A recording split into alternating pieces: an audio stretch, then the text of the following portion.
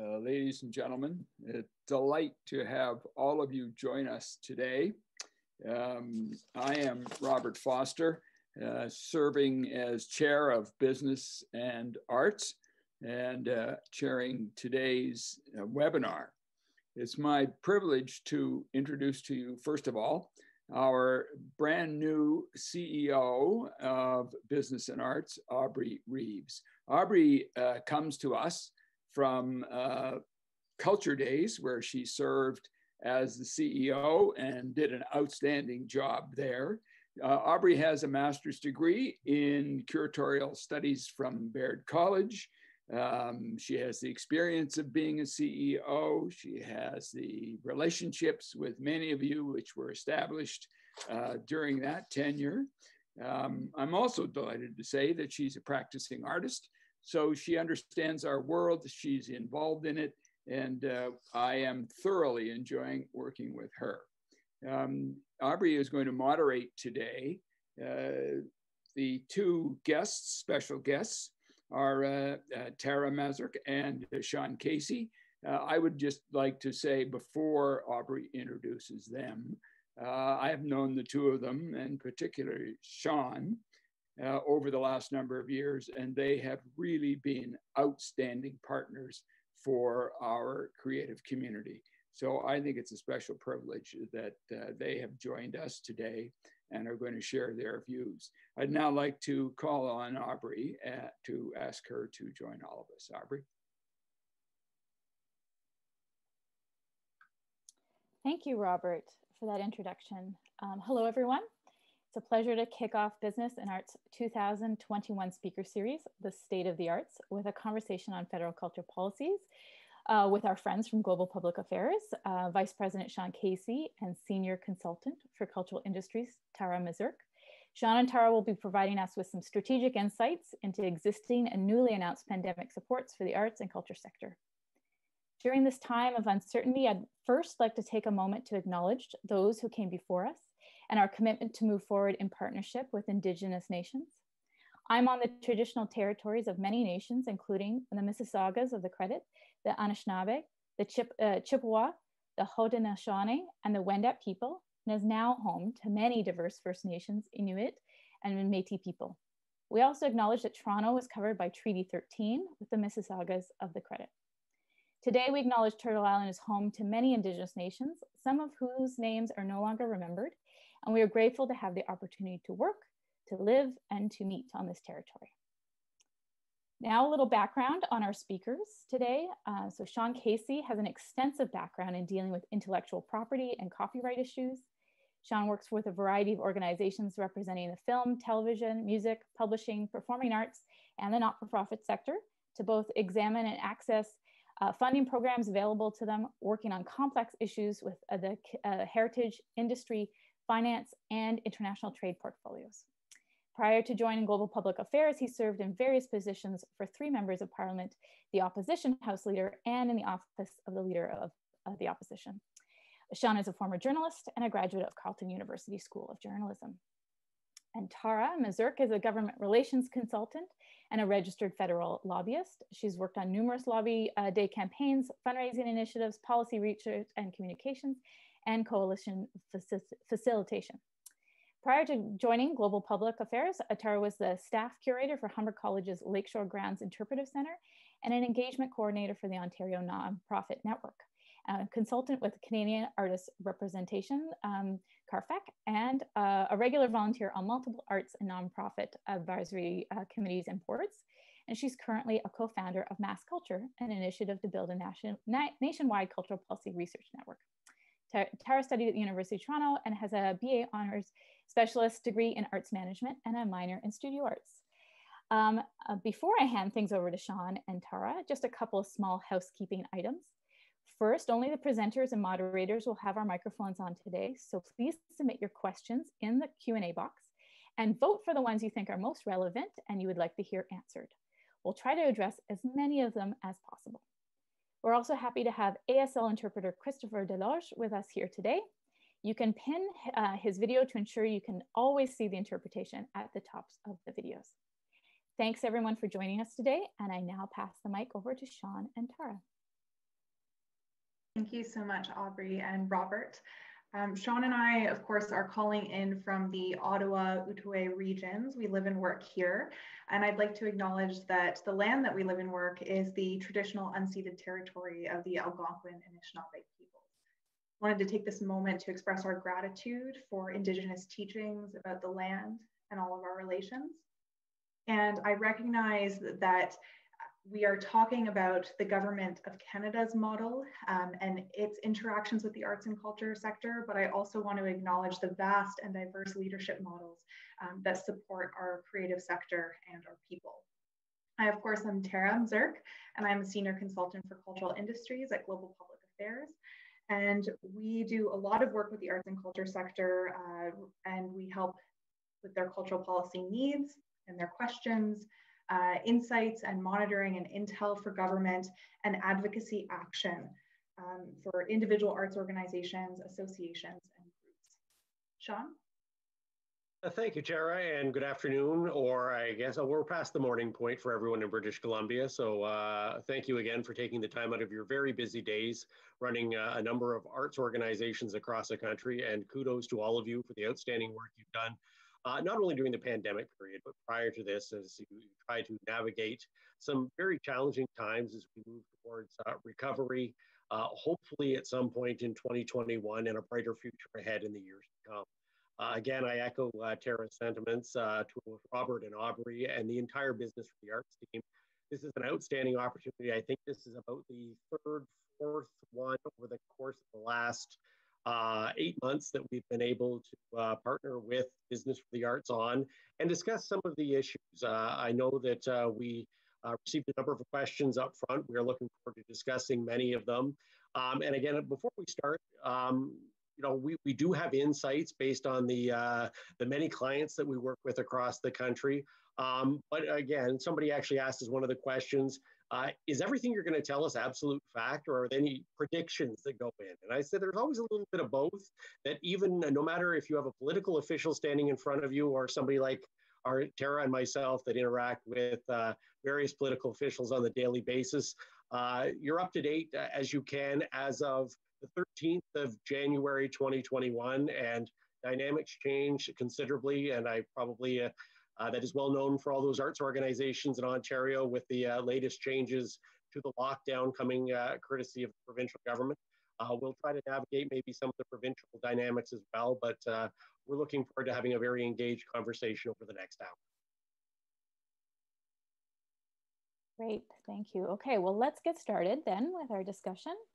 I think we should start with a bit of the basics. What COVID-19 supports are available to artists and arts organizations right now?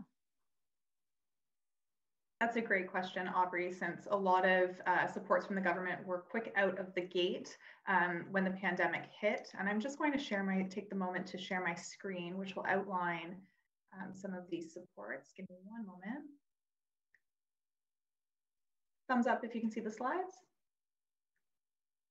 Great, perfect. So this is just outlining at the top some of the supports that are currently available, including the Canada Emergency Wage Subsidy, where employers can use this to help pay their employees. The Canada Recovery Benefit, previously known as the Canada Emergency Response Benefit, that is the money given to individuals. And then the Canada Emergency Rent Subsidy, which of course, in a way, replaces the previous rent subsidy that landlords would apply for. Now tenants can directly apply. And then if business activities are shut down because of lockdowns, you can get additional lockdown support. And then of course, there's the Canada Emergency Business Account through loans and the rollout of the Emergency Support Fund to culture, heritage, and sport organizations, which I'll talk a little bit more about in a moment. I want to note that the Government of Canada has been listening very closely to the needs of arts and culture organizations. And I want to just thank organizations, individuals, associations, anyone who's been speaking with government for your own individual needs or on an advocacy basis to make sure that policy design changes were made promptly. The immediate one that comes to mind is I know a lot of arts training schools were being turned away from the Canada Emergency Wage Subsidy because the officials at government thought that they were a designated school, kind of under the public government framework. But a lot of arts organizations worked to get arts training schools to be eligible for the wage subsidy. So things like that have been changing and governments have been responding based on the needs. However, there still are some gaps. For example, contract workers. Some contract workers can get the Canada Recovery Benefit, but that's only if you meet certain criteria. And that also means that arts organizations don't necessarily have a subsidy to pay their contract workers. And we haven't had any indication from the government that they'd be willing to include contract workers in the Canada Emergency Wage Subsidy. This is a huge concern, and I know Canadian Heritage and Canada Council for the Arts are concerned about the underemployment and unemployment of artists, many of whom are contract workers. So that is trying to be addressed through some of the emergency support funds to Canadian Heritage and the Canada Council for the Arts. Namely, last year in the spring, phase 1 and 2 emergency funds were announced. That went out to a number of organizations who had already received Canada Council and Canadian Heritage funding in the past. Recently, in the fall, there was another announcement for more emergency support to arts and culture. The Canada Council for the Arts has loosely announced what they would like to focus on through these funds, and a lot of it has to do with reaching audiences, paying creators, get artists working, new creation work, some connections to digital. And we are also expecting that Canadian Heritage will roll out perhaps a similar program or an updated program, but we're still awaiting on the program parameters for Canada Council for the Arts and for Canadian Heritage. The emergency funds will also be used to renew budgets that were committed to 2 years ago and were sunsetting. That includes the Canada Music Fund, Canada Arts Presentation Fund, building communities through arts and heritage as well. But I think that the fact that arts and culture has already gotten 2 waves of short-term emergency support shows how much the government recognizes that arts and culture are among the hardest hit and the need to support organizations in the short term. And then I have shown what's to come, and I think that we'll address some of these other pieces as we move on. Sean, anything to add? No, I think you've covered off many of the points. And again, I think a lot of people are casting it towards, and I'll discuss this in a little bit more detail in a couple of minutes. Budget 2021, what is the March timeframe? And is there going to be significant support? We have a new finance minister, and a lot of that will roll into the way Minister Freeland. We've seen sort of the supports that went forward in regards to the $181.5 million announced in the fall economic statement. I think that acknowledgement that arts and culture is part of one of the hardest hit sectors is going to sue that longer term recovery. The other thing that will come into play, of course, is the vaccination schedule and when will normal happen and what the time frame around that might be. Well, that's a good segue. What does the political and cultural policy timeline look like for 2021? There's a lot of rumors swirling around about the possibility of a spring election. So does the timeline change with or without an election? Well, I think the challenge in all of this, Aubrey, is the fact that we don't know. It doesn't seem that most people say, well, it wasn't that long ago we had a federal election and elected the Liberal Party and Prime Minister Trudeau to another term. You're right. It was only back in the fall of 2019. We are only about a year and a half into this term of this government. But unfortunately, they didn't win enough seats to form a majority government. And as a minority, the average minority only lasts 12 to 18 months. We are now in that sweet spot going into the spring that everyone gets election fever on Parliament Hill. They're looking for that opportunity to try to move that forward with an agenda. I think we have a government that is looking, quite frankly, at saying, where are we at on this? If we had a majority, we might be able to implement more broad-reaching changes. We may be able to have more opportunities to try to put together a stable agenda that if we were in a majority setting, we would have a 4-year window to try to implement. I think they're also looking that even during this pandemic period, there have been a number of minority governments at the provincial level that have decided that they were going to roll the dice and take their chances. And in almost every case, they have been reelected with a strong majority mandate. And I think the current government is looking at that and quite frankly saying, there's an opportunity here that we might be able to move forward. On the agenda itself, leading into a potential election or not, the government is really committed to, as Minister Guilbeault has said, making sure the web giants pay their fair share. And that is going to be addressed predominantly through 2021 in C10, which is the amendments to the Broadcasting Act. And we're expecting very soon after that, most likely coming in the fall of 2021, amendments to the Copyright Act.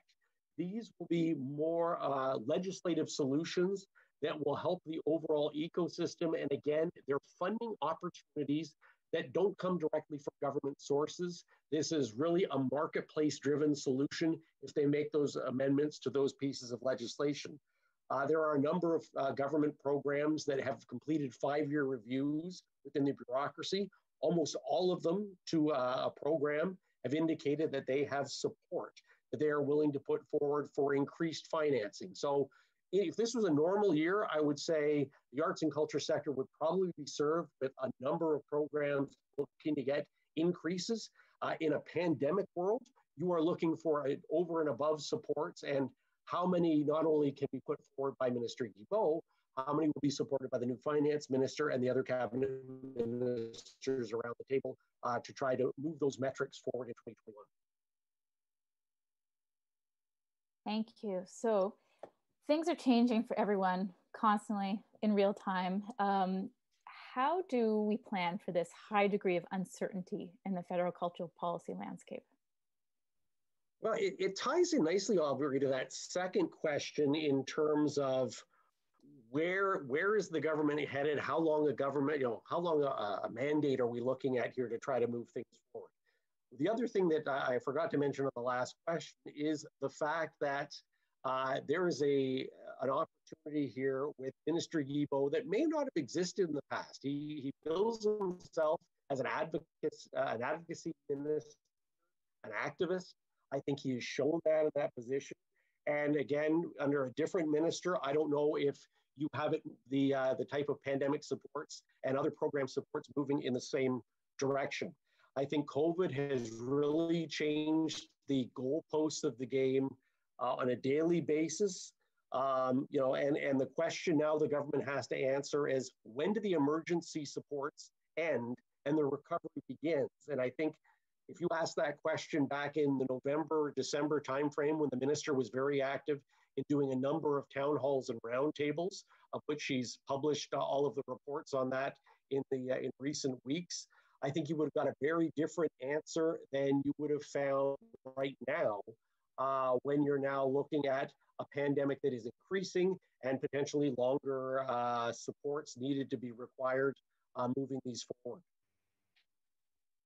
And I wanted to add to that as well, Sean, a note that even in the fall economic statement, arts and culture were mentioned. And these aren't necessarily great statistics, but the idea that they were only second in the studied sectors of those who have not fully reopened. Second in terms of reporting a loss of revenue of over 50%. And among the highest sectors, of course, of losing employees, unfortunately. And these are real concerns that the government's trying to address, that the art sector is trying to address, and all working together for policy design. And I want to note Frédéric Julien's comment in the chat box that CAPACOA, Statistics Canada, Orchestras Canada are all working on a number of research reports that will be published. And this is really important to know that arts service organizations, research organizations, Canadian Heritage's publication on how the emergency funds were used, all of this is really, really important information to monitor if you can, if you're interested in the systemic impact of COVID on arts and culture. And one really important thing that's coming up now, especially as those short-term emergency funds are starting to be released and designed, is this dynamic between in-person and digital offerings. And I think that there's a recognition that digital can offer a lot of innovation. We've seen a lot of arts organizations and especially arts training organizations pivot to digital quickly and try out new modes of creation and connecting and reaching audiences.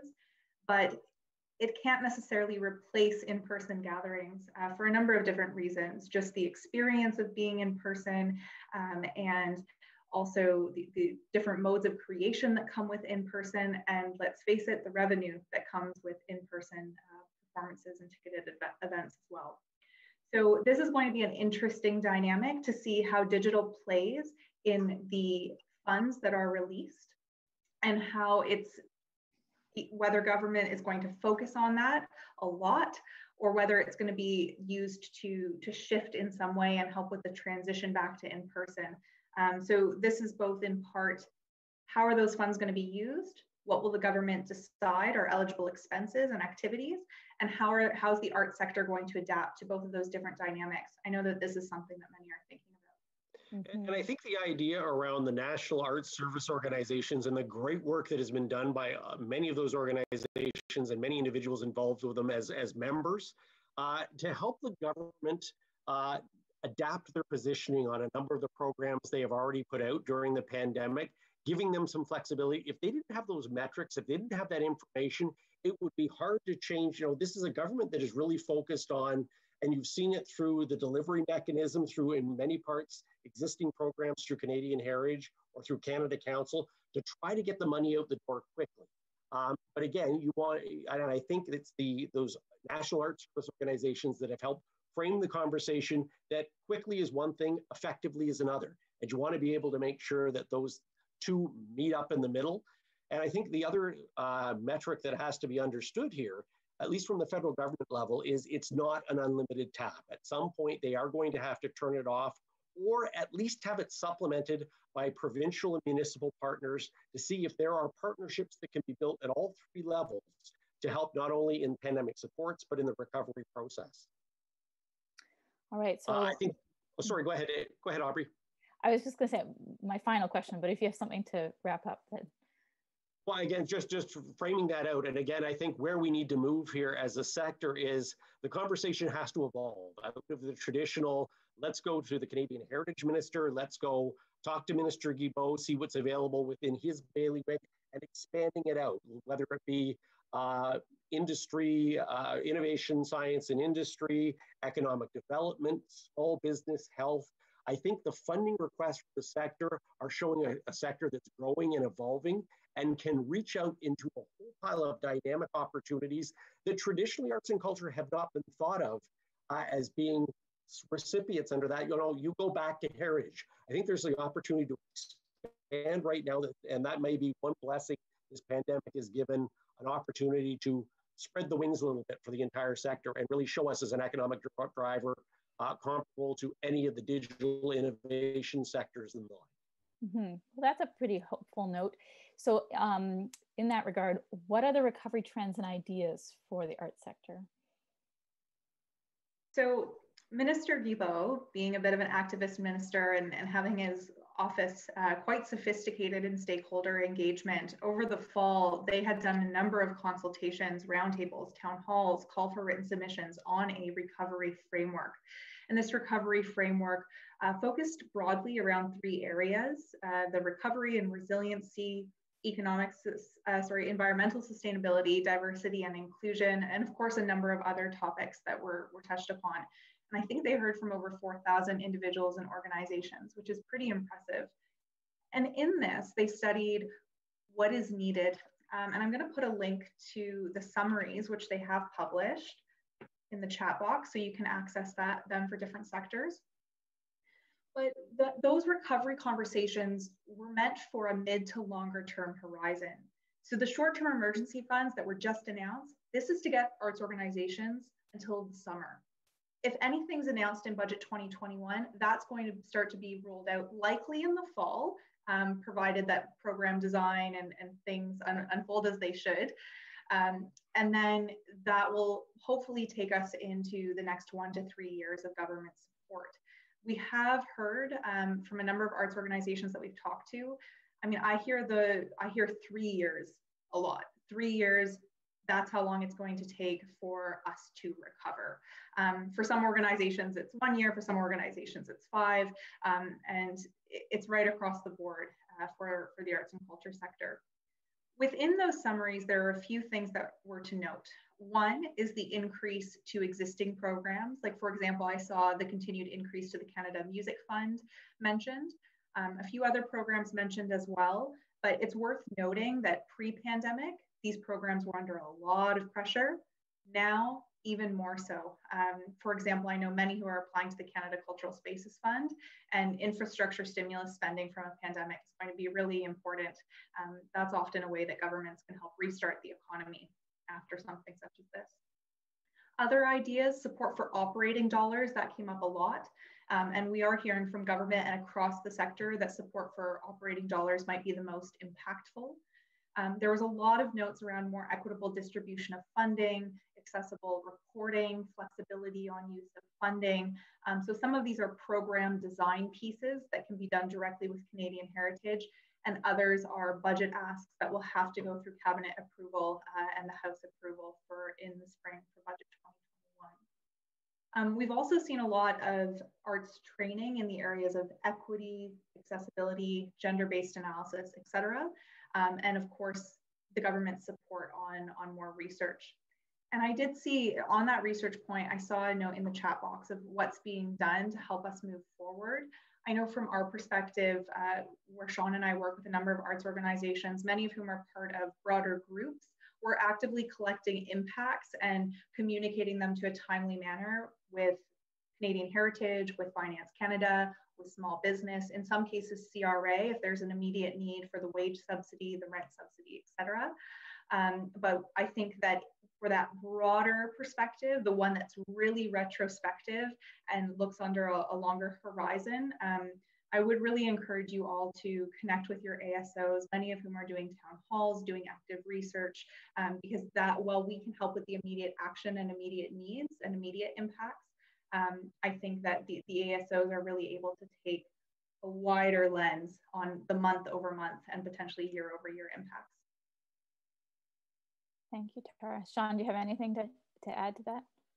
No, again, part of the challenge on looking at these trends and ideas is working with the minister's office, working with the government, and even outside of ministry, you go having those conversations to say, what's realistically fitting within your time frame in terms of recovery, and trying to fit it in as almost a puzzle piece as the overall government puzzle as they try to move this forward. So it's one of the active challenges that we don't look for these support mechanisms and funding opportunities in a silo. They really are in lockstep with what the government is doing. And I think I can't stress enough the level of commitment by this government where they have seen arts and culture. And it was identified in both the speech from the throne and the fall economic statement as one of the hardest hit sectors and needing supports. And I think it's very important that although they've highlighted a number of areas, we could be talking again in April or in June or in September of 2021, and things may change completely again. So keeping the minister's office, keeping the government up to date on how this is happening, how much of the current opportunities and funding programs you're able to access, plus what you really need moving down is, I think, critical in the overall conversation, and which has really become a back and forth conversation between this government and the sector, much to the benefit of everyone involved. Yeah. Sean, you've reminded me of something really important from the speech from the throne. And as people go to speak with their own MPs, especially if they're with the current government, then that speech from a throne document is very, very important. There are a few key themes that emerged around climate change, economic prosperity, and diversity and inclusion, and anti-racism. And those are broad issues and topics that this government is really focused on as overarching themes within policy decisions. So Minister Guilbeault is looking at some of those key issue areas in the context of Canadian heritage. Global Affairs Canada, also looking at those themes in the broader context of their work. So it's worth keeping in mind that if any of you do go and speak to your member of parliament, that you have support for arts and culture, but you can also frame it under the broader issues as outlined for Canada in the speech from the throne. Great, thank you. So those are all my questions. We're going to go to Monica now, who is going to highlight a few of the key takeaways from this discussion and then go to questions from our audience today. Thank you so much, Tara, Sean, and Aubrey. So just a brief recap of everything that we've heard so far. Here are some of the resources available right now. So some of these programs are CEWS, the wage subsidy, the Canada Recovery Benefit, and Canada Emergency Business Account. The rent subsidy has changed to allow tenants to apply directly, and the wage subsidy has been increased to reflect some of the industry needs. Contract workers may be able to rely on the recovery benefit if organizations cannot use the other subsidies to pay them. And in February and March, we will likely find out what the strategic direction is for Canadian Heritage and Canada Council to roll out the new emergency funds. Some uncertainties we're facing this year, obviously the possibility of an election, and COVID is moving the goalpost daily. When does emergency support stop, and when can recovery for arts organizations begin? Arts organizations will have to balance digital and in person, with likely neither solely being the answer. But on the other hand, there is some optimism, as emergency funds announced in the fall are intended to hold over the arts sector in the spring, with hopefully some new mid to long-term announcements in 2021's budget for this year. And now moving over to our pre-submitted questions, and then after that, we'll go to the questions that are asked in chat. So you still have time to vote anything in the Q&A box if you'd like to hear it asked. So our first question that was pre-submitted is, my company supplies equipment to live events, and companies like mine are the key to ensuring live events happen, and we have seen no industry-specific support. Many companies like mine are facing permanent closure, and some already have. The emergency wage subsidy is of no help, as we can't generate any revenue at the moment. Many of our specialized technicians are taking jobs in other industries and may not come back. Is there any plan to support companies like mine that were the first to close and will likely be the last to return to normal? Thank you very much for the question. And again, this is part of the predictive nature of the job that Tara and I do, trying to be involved in conversations with various political and bureaucratic officials on where some of these funding programs are heading. And again, there are a lot of ideas. And again, 99% of them have come from the sector in response to the various metrics that have been put forward as to how we can best grow the sector. In regards to, and again, this is more of the live performance sector and all of the support organizations that drive revenue and have jobs because they support those festivals. I know in some cases they are looking to the past to help predict what they're going to do for the future. In particular for the festival programming and for a number of the live events, there was a program that was in place that is really starting to pick up some steam in political and departmental circles, which was in place back in 2009 to 2011, called the Marquee Tourism Events Program.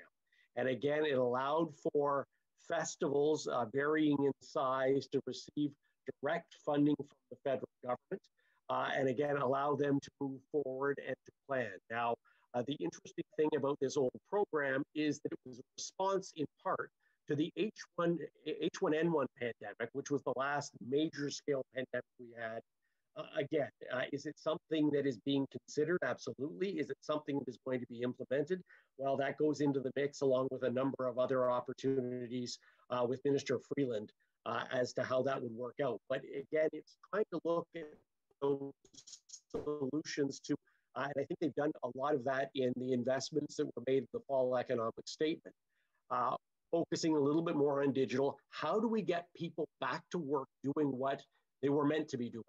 Again, we don't want to see technicians who have worked in this sector and have built a career in the sector have to leave this sector to find work. So how do we generate the work opportunities to allow them to move forward.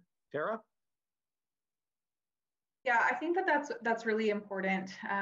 I was having a conversation with someone in the arts sector who works in theater, and they're really worried about technicians leaving the sector and finding work elsewhere. And even in the rollout of digital equipment and sound equipment, I know that there is a very tangible role that technicians play in person. So part of that is, yes, of course, looking what opportunities might exist for digital and how arts organizations and companies can pay for that. But at the same time as well, like exploring what can be done within the lockdown parameters. So really understanding your provinces and your municipalities' restrictions, because often if work needs to be done in person, sometimes there's flexibility about capacity around that.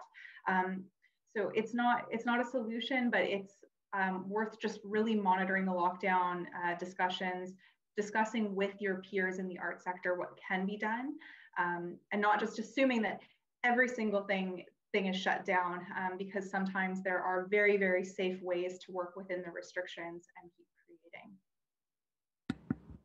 Wonderful, thank you. And moving on to our second question. So far, the federal government's COVID-related programs seem to have flowed mostly through existing government programs. This has left organizations or subsectors that did not previously receive Canadian Heritage or Canada Council funding without the means to respond to the crisis. Do you know if the government is aware of this problem? And if so, are they doing anything in response, or do they have any plans in response? Yes, this was a huge concern that came out of phase 1 and phase 2 funding. In the phase 2 of emergency funding, through the spring, summer, and fall of last year, they tried to address this issue a little bit, but at the same time, some organizations were only getting a few $1,000s, and it wasn't impactful enough to make a difference. So even some organizations who are already receiving Canadian Heritage and Canada Council funding also felt a lot of pressure for how that program was delivered. But I think that this really revealed some pre-pandemic precarity and inequities in the system and how people can access these types of emergency funds. So the Canada Council for the Arts, as many of you seen Simone Bro's announcement from December on how these new funds might be spent, it really is to create new works, get creators working, and it is through project grants. And there will be more details, so I can't confirm. We'll have to wait on the council to come out with the details, likely over the next couple months. But it sounds like if you can work towards creating a profile and a portal on the Canada Council, you could then discuss with program officers how you may be able to access this new wave of emergency funding. So the idea, I think, is that these new emergency funds are hoping to fill some of those gaps. Similar with Canadian Heritage, they're designing the parameters around what they will release. We have heard it may do with creation as well. But I think the intention is that a broader base of arts organizations may be able to access it. Again, because this is a bit of a prediction, we can't confirm until Canadian Heritage releases their program parameters. I think, Monica, it's definitely a challenge. This government was faced with trying to get significant money out the door quickly, and the easiest way to do that is through existing programs.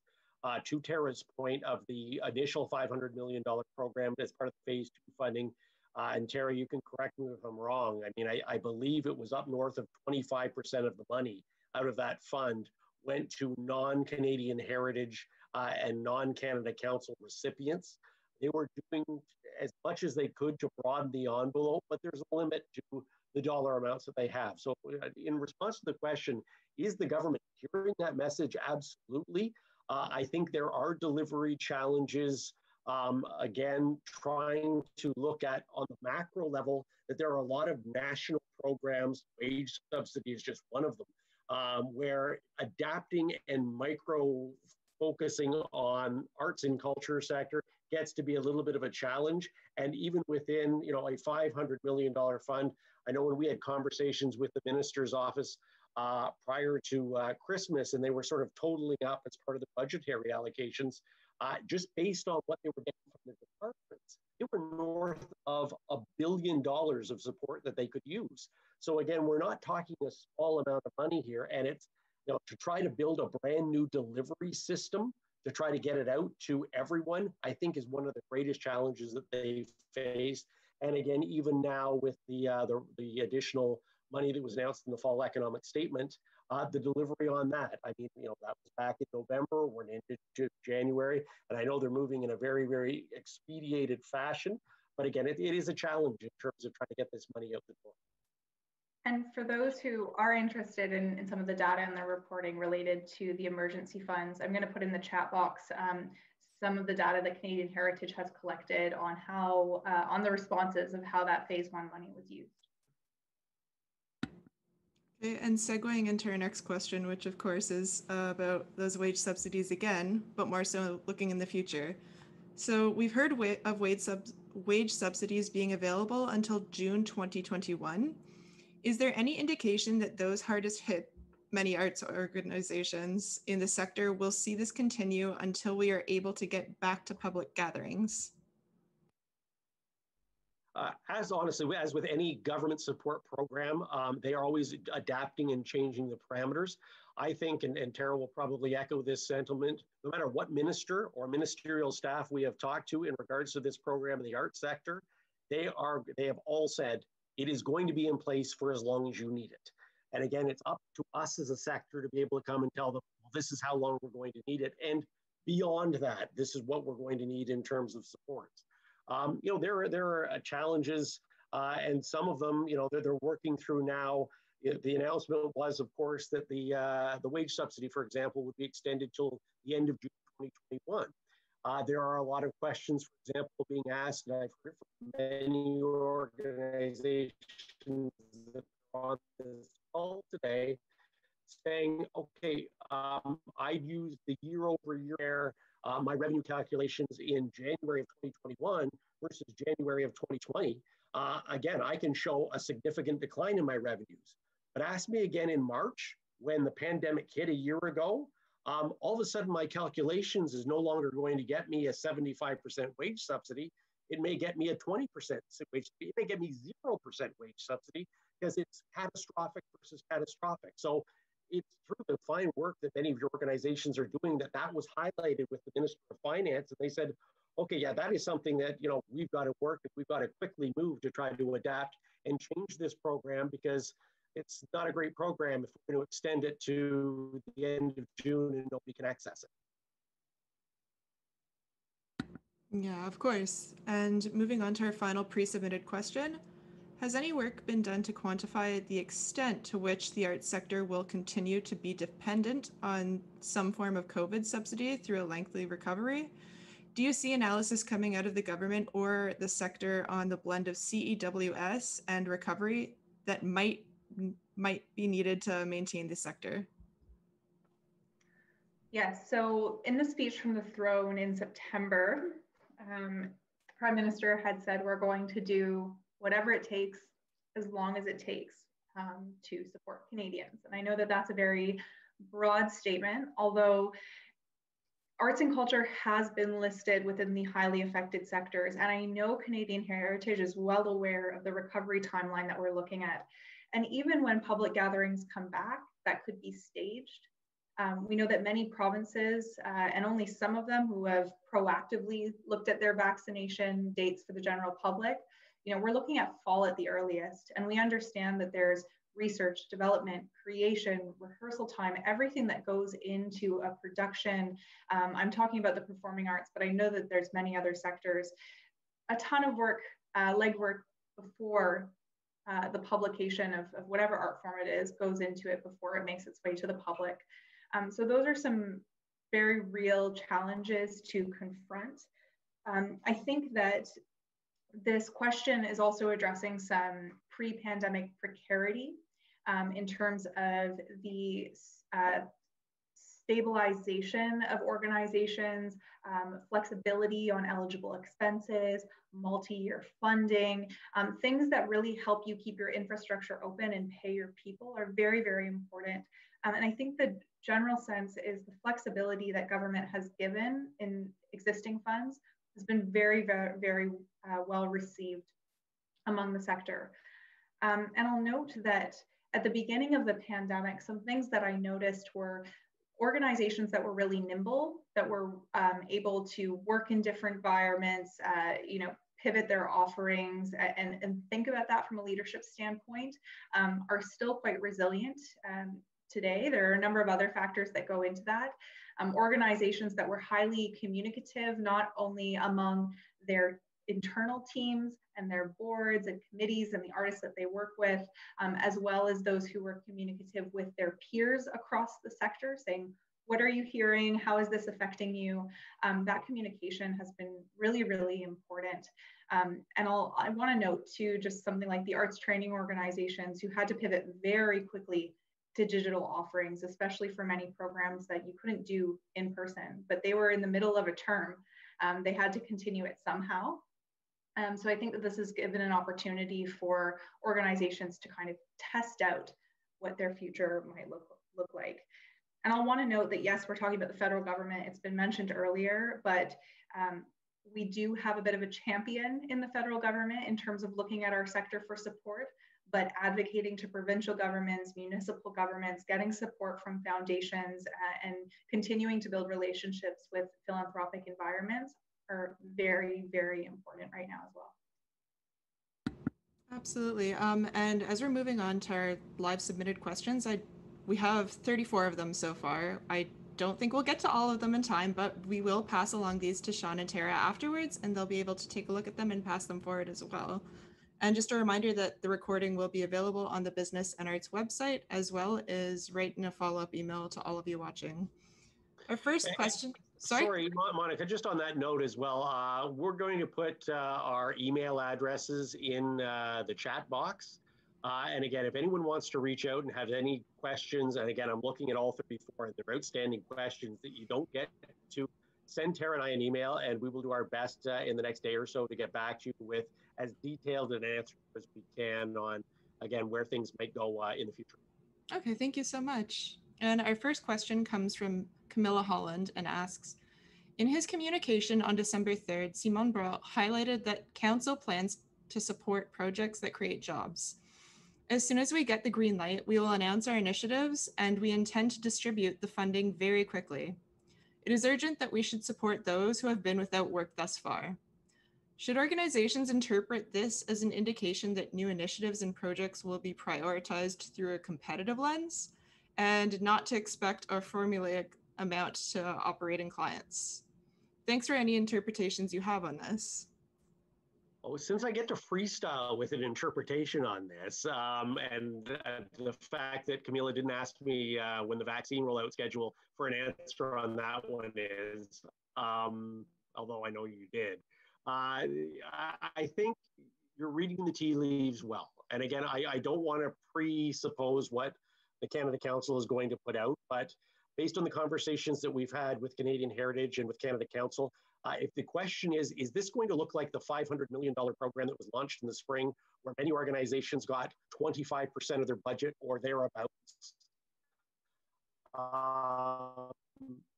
No, I don't think it's going to look like that. I think it is going to be, in many cases, the focus seems to be on digital content capture creations, things that are going to get people back employed and working in the interim before we are back into the theaters, performance halls, and the like. So I think if I was looking at your tea leaves, it would line up pretty closely the way I see them too. Tara? Yeah, I want to just remind everyone that the Canada Council's annual public meeting is on January 26th. So please keep an eye out for that. You can submit questions to the Canada Council by January 19th. I do know that they're working on the program design. Of course, they're gearing up for their annual public meeting and are working on the design probably over the next 2 months. I'm probably being risk averse there. They may get it out sooner, but who knows?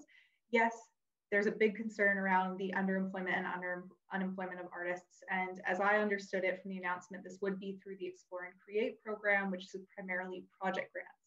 Now, what this means for core funded organizations, we don't know yet. I know that there's a concern that for those who had received some of the emergency funds, they were able to continue to pay their people in some capacity. But what happens if they're suddenly not supported, those funds run out, and then those people drop off. And perhaps further layoffs need to be made. There's also the fixed costs of artists versus contract workers, and how do we support a number of different cultural workers in the sector, given that there are so many diverse models of employment and creation. Okay, and our next question from Faye Perkins delves into the digital infrastructure questions a bit more, asking, what is the government doing to build a digital infrastructure system so that arts can live and grow through the digital platforms? There are a couple of emergent platforms in the independent sector. Sorry, it's just scrolled. But we are here at the point where we need a larger, more comprehensive plan that brings all the different groups together.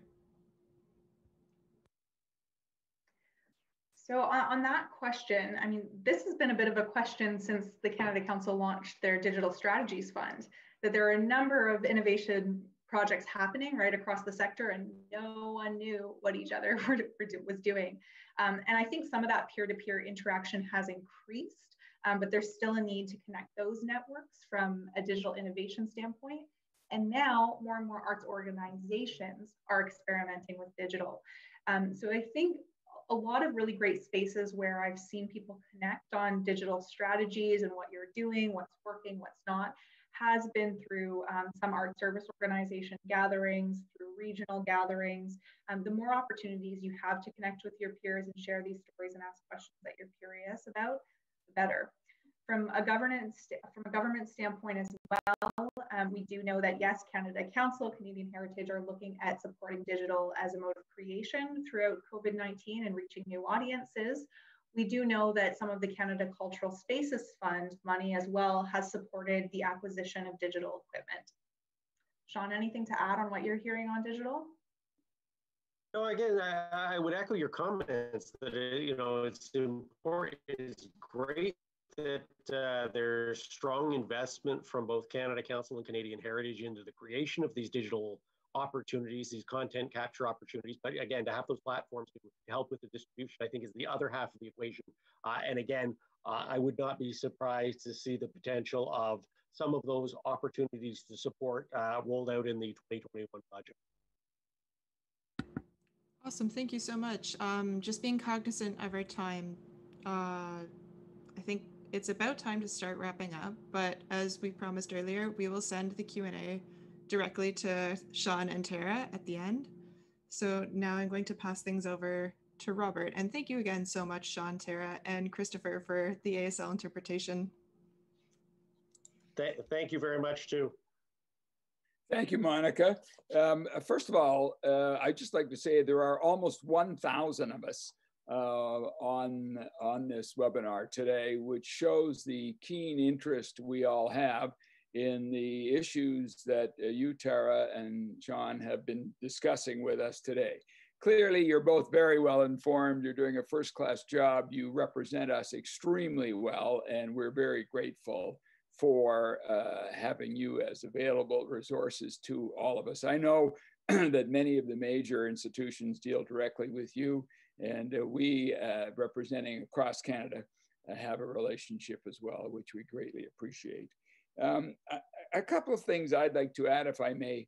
One is, it's extraordinarily important to say thank you. And people in political life feel like they're constantly being asked for things. They do their best to hand them out, and they don't get thanked. And I can assure everybody that if you take the time to thank your local MP, send a note to a minister, to somebody in the staff, this stuff is really, really appreciated. So I think if we could inundate them with appreciation, we'll probably get even more. So I would urge you to do that. Also, I am very keen on the phrase, capital follows culture. And I think if you hammer that home as well, it's not just about supporting our sector. It's about the fact that if we thrive, the economy thrives. It attracts new business, it attracts bright young talent. So we really are an integral part of the whole success of the Canadian economy. And I throw that out to you, capital follows culture. Finally, just to say how pleased I am with our own organization, and a special thank you to OBrien, to Monica, and the team that were behind organizing all of this for all of us. So with that, special thanks to all. Thank you for joining us. We look forward to staying in touch. I did want to mention that we hope to see everybody again on Tuesday, January 19 at 3 p.m. when we'll be hosting the third installment of the Arts Response Tracking Survey with Nick Nanos and guest panelist TJ Tasker, Director of Marketing Communications at Canadian Stage, Naomi Johnson, Executive Director of Imagine Native Film Festival, and Tracy Calogares, CEO of the Exploration Place. So that will be another important conversation to understand the data behind where we are, what we're trying to do, and where we wish to go. So with that, a final thank you to everybody. Bye-bye.